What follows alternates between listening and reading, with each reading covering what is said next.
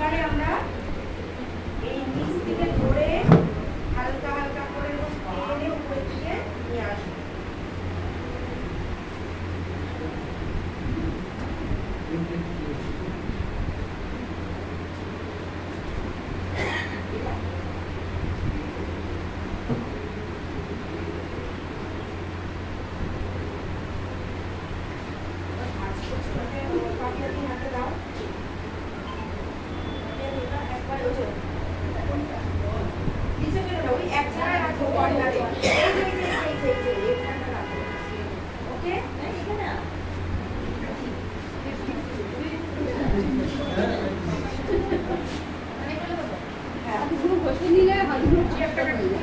এইবারে সবাই আমরা